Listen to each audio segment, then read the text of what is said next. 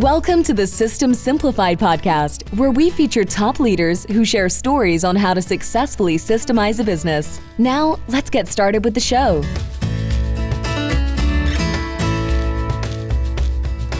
Hello, Adi Klevit here, the host of the System Simplified podcast, where I feature top founders, entrepreneurs, and thought leaders about systematizing a business. And this podcast is being brought to you by Business Success Consulting Group, where we create, document, and implement processes and procedures so companies can grow and scale. And today's podcast guest is Sadie Lincoln. Hi, Sadie. Hi. So great to have you on this podcast. Thank you for being a guest. My pleasure. Yeah, I'm excited to hear about your story. But before I introduce you, I want to give a big shout out to Alice Tang, who introduced us.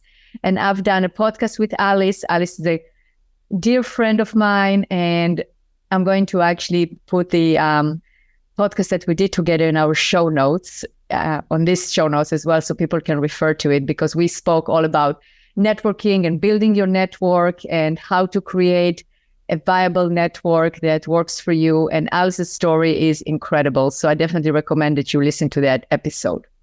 I'll second that. Yeah, thank you. And with that, Sadie, now I'm going to introduce you. So you're an entrepreneur from Portland, Oregon. You started a studio, right, Bar 3 in 2008. And now you grew it to 170 locations nationwide. Mm-hmm. That's quite the success story from starting from one location to this, shall we say, little empire there, right? With 170 locations, which is pretty impressive. And you are empowered by doing that. You're actually empowering other entrepreneurs to open their own, basically the franchise, right? To operate it and succeed and grow and thrive as well. Yes. Good. So tell us a little bit more about Bar 3. How did it get started? I know you co-founded it with your husband. Mm-hmm. And tell us a little bit more of the story about how it started in 2008. Sure. Well, thank you for having me. My husband and co-founder to this day, we're still co-founders. We co-do everything. We have 2 teenagers as well. We started Bar 3 with the idea that we were going to grow it, because I had been in the fitness industry for 10 years. He had been in it for about 6. We knew a lot about fitness. We knew how to scale fitness. And we also knew what we wanted to solve in the industry that wasn't being solved. And what was that? What did you want to solve? I think one way to kind of summarize it briefly is infuse mindfulness into fitness. I still am a fan of yoga and the tradition of yoga, and specifically the mindfulness of it, of paying attention on purpose, regulating your nervous system. There was a real deep connection that I longed for in traditional fitness. And traditionally, fitness has been raised, and the industry has been raised around an external motivation versus an internal motivation. An external drive to look different, to literally shape your body differently. And that's how it's sold. It's also how it's presented to this day. And I think while that works for some, I think that motivation fails most, because baked into that equation is I am not enough as I am today. And fitness is going to make me happy, successful, achieving, worthy, sexy, whatever it is. Fitness will, if I buy this fitness thing, I will become that thing. And really that job is done on the inside, not on the outside. And fitness is really good for you. It's important to build your bones, to have healthy body weight, to, have a strong heart. And the endorphins that you get from exercise is important. All of those benefits are important. I think the psychology of how we're going about fitness just didn't work for a lot of us, including me. And so I decided to, kind of take out the shame part of fitness that I felt, and also the pain. Having a lot of joint pain and issues of kind of pushing through the pain. No pain, no gain was a big big slogan for the fitness industry for many, many years. And but I thought maybe there's a way to do things differently, and maybe I don't have to be in negative pain to get strong muscles and to feel strong. And so those are the big problems we set out to solve through the method of a bar program, using a ballet bar and infusing elements of traditional bar workouts, which were really trending at the time, yoga, Pilates, functional fitness, kind of pulling together elements and techniques that I had taught over the years in a format that allowed people to balance their bodies without pain and to really, truly feel empowered from within versus comparing to other. And that whole philosophy, mission, vision, and values is really crystal clear for us right from the get-go. And I think because of that, we attracted a lot of amazing people that wanted to grow with us, and is still why we're growing. And that same problem, we're still solving those problems. And it's still why we are relevant, I think, in the industry. For sure. So you started in 2008 with one location in Portland, Oregon, right? Yes. And then how did it grow from there? I mean, you said you already started it with the vision of basically growing it, but how did you actually manage to go from one location, let's say the second location, the third location? How did that happen? We put a little tab on our website, which my brother designed for us, that said, grow with us. And we started to take leads right away. And within weeks of opening, we had people who were interested in opening another location. Yeah. So which one was the second location?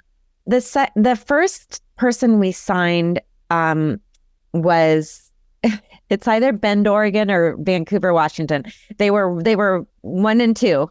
Neck to neck. Okay. Yes. And then, and those were 2 clients who really saw themselves in what we were doing. And one of them became an instructor, one of my first instructors, Carrie Caldroni. Shout out to Carrie. And Darcy Davidson. Shout out to Darcy too, 2 of the first people to believe in us. And both of them did really, really well. Just as an anecdote, they both built very strong businesses and sold them. And the new generation of owners that are owning those 2 locations are now taking them to new heights. So that's now here 15 years later, I'm seeing this kind of resale story, which is really beautiful and exciting as well. But right behind them was our partner in the Philippines. We actually have, you mentioned we're nationwide. We're actually in the Philippines. We have 6 studios there who are doing phenomenally well. And then we have a couple in Canada as well. Interesting. That's great. So you just think immediately clients saw that and you had that vision to grow. Yes. Wow. Amazing. So then how did you take it from there to just grow it more and more? Like, what did you do? It was really an inside out job. We didn't do any external marketing. We didn't do anything proactive, to be completely candid.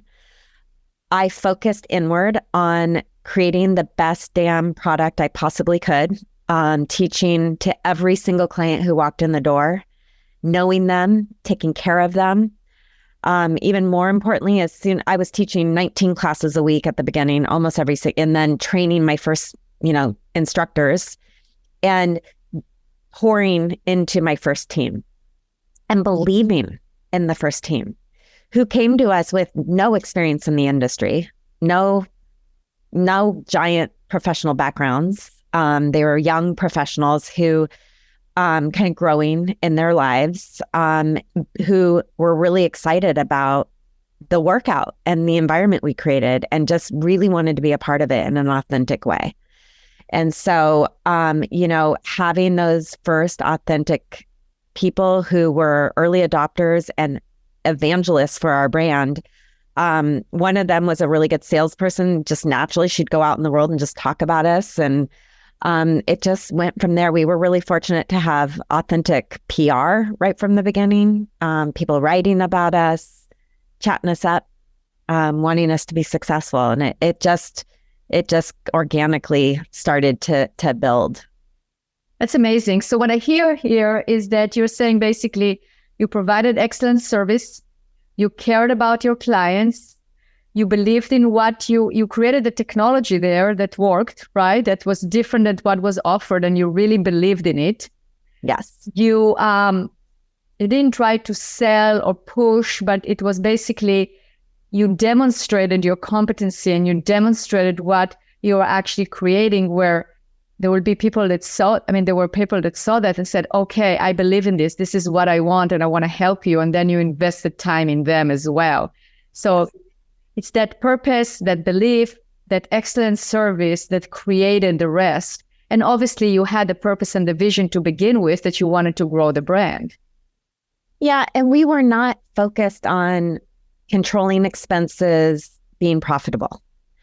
That was really we had bullish optimism that would happen if we gave generously to the process and invested in our confidence, that the rest would come. And that's exactly what happened. And I think that is a big part of our success is both Chris and I are not risk adverse. If we believe in something, we go for it. And we don't freak out. Even during COVID, when it's nuts. When I look back at how much, just cash that we lost, we were so focused on other things that it didn't take us down as much as I think it could have if that was our priority as a business. And that's been true since day one. And I do think that's an ingredient for success for us, at least. Absolutely. And, the reason why we're talking is also to inspire others, to inspire other entrepreneurs, right? To really figure out what were your successful actions and what are the principles that worked for you so others can get inspired, right? And people can listen to us right now and say, yeah, but that sounds very kind of like idealistic, maybe, that I don't care about the money or the profit. But this is not what you're saying. I mean, you are profitable, you are making money, right? I mean, when you sell a location or when you get somebody to run a location, they should make a living. I mean, if you are servicing others and helping others, you should make a living, right? But what I'm hearing is that you're not thinking all the time thinking about the money or thinking about the profit or how you're going to make the money or how you're going to make the profit. You're more concentrating on your purpose, your service, how you're going to actually service the clientele, how you're going to take care of them, how you're going to provide excellent service, and the rest actually follows. It's not that you don't want money or don't care about the profit. It's just that you're not focused on decreasing expenses. You're not focused on that particular part of the control, but you're more focused on what you're delivering and what you are giving. Yeah. And I don't even think it's focused, because we are focused to this day on financials, but we're not afraid of them. We're not fearful of losing money. Like, I think the fear that can creep in, especially when you're bleeding money on like build out. And, I'll never forget, like we had a $10,000 HVAC expense that came out of the blue. And, it just hurts because you don't have the money coming in yet. So there is a trust fall, right? That the value I'm going to add to this community I'm going to get a return on my investment because I did my research. I've been in the industry for 10 years. I know that there's a problem we're solving. I believe in what we're doing, and I know I'm not alone. And we did our research. We knew that, and we knew that bar was going to be hot, but also we valued our own data point of one. Like, if I'm solving this for me, there's got to be other people out there.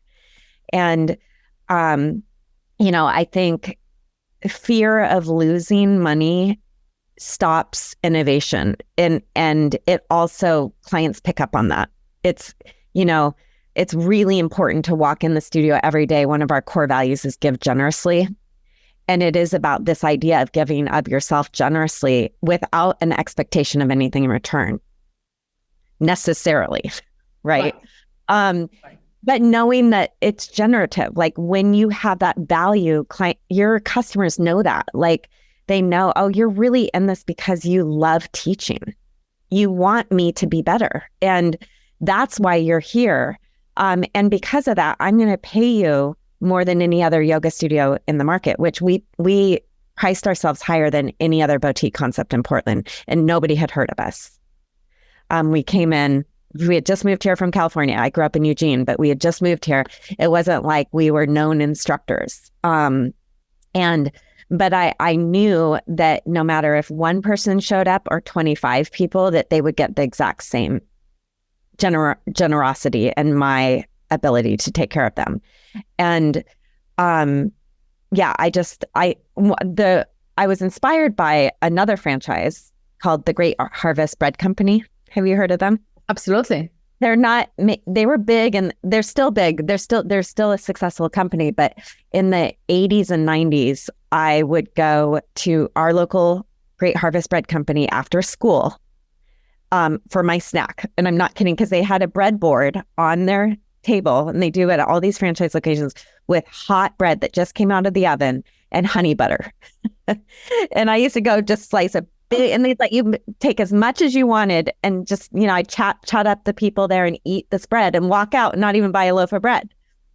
But I would go right home and tell my mom, "Oh my God, Mom, this is the best bread on the planet," right? And then we became brand evangelists, and we bought this bread, and my aunt even looked into franchising. And when I read their book, one of their values is give generously, and it was all about the breadboard. Like, give generously and just know it's going to come back. That was a strategic move. That wasn't altruistic. That wasn't like a hippy dippy concept. It's a business technique, right? To show customers that you trust them, that you believe in them, and that you are a purpose-driven organization and your heart is in the right place. And that's a business move. Absolutely.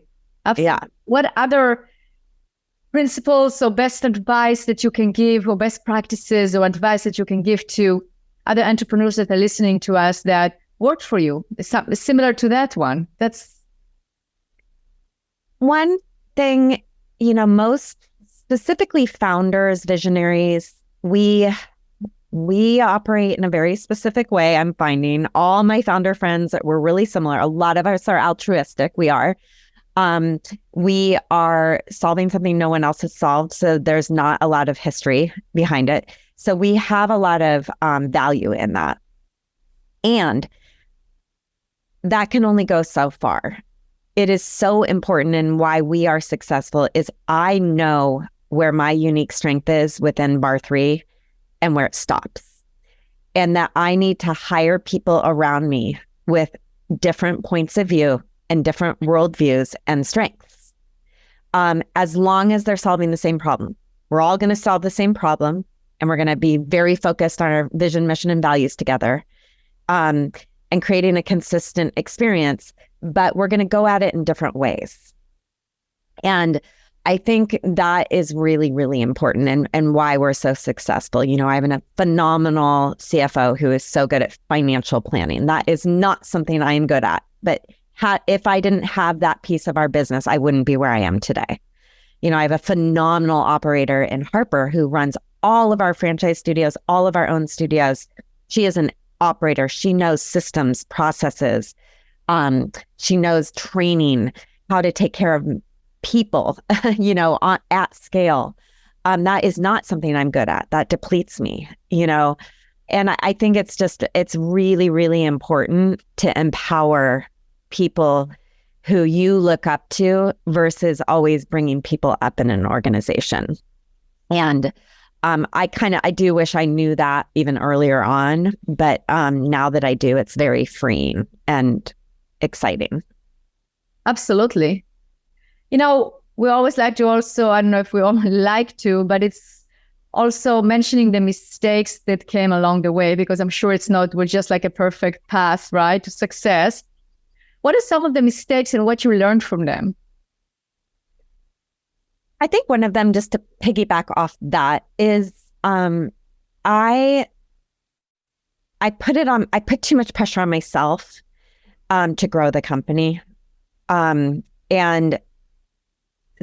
I think, I don't know, and people told me early on, like, the key is to empower other people, to let go, that you deserve to have top-notch operators, sitting beside you. And can you imagine where Bar3 would go if you had those people working for you?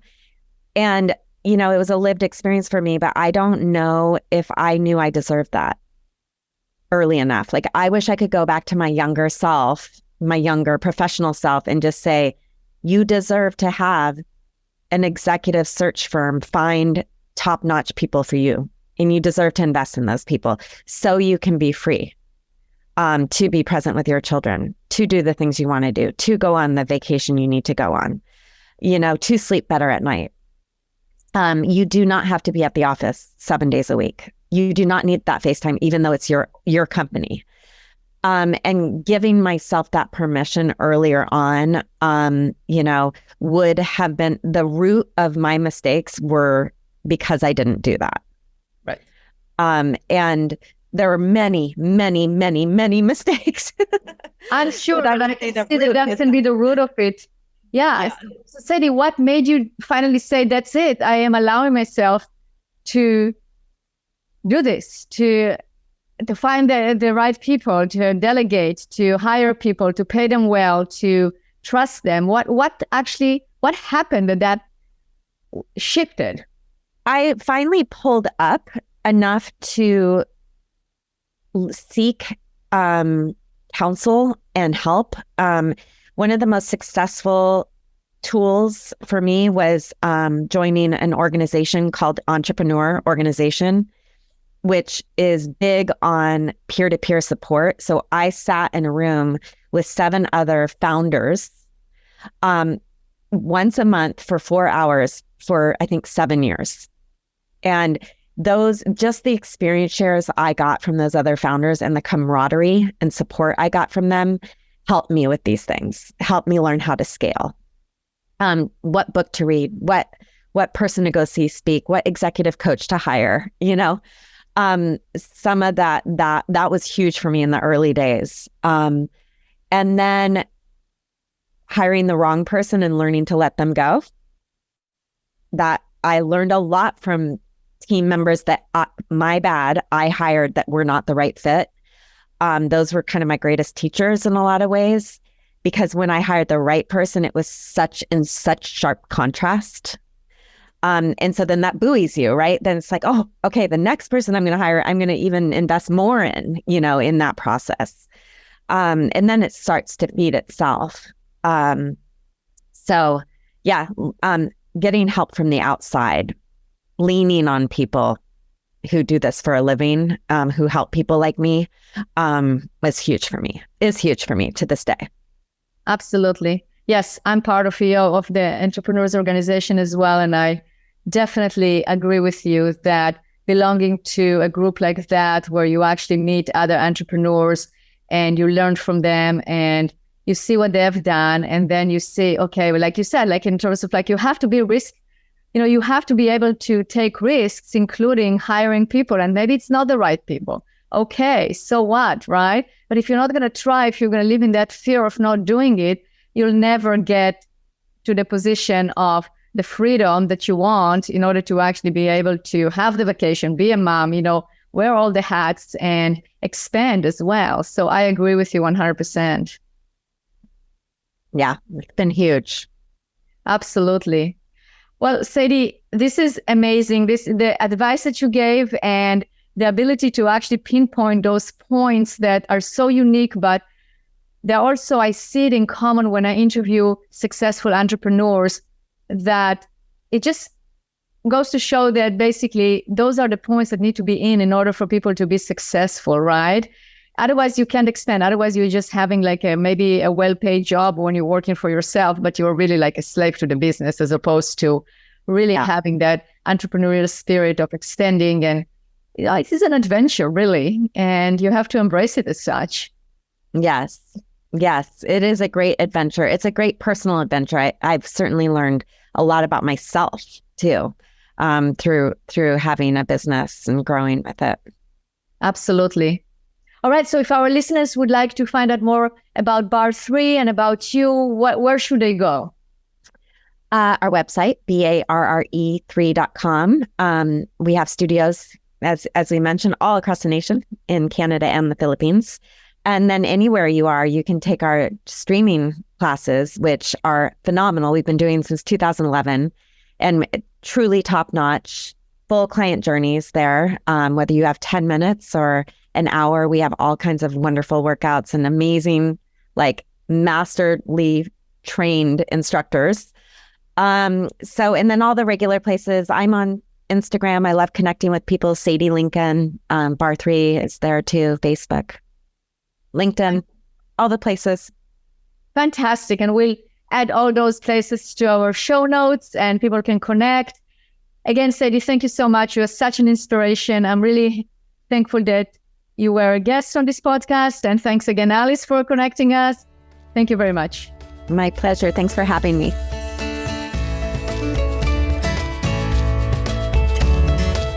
Thanks for listening to the System Simplified podcast. We'll see you again next time, and be sure to click subscribe to get future episodes.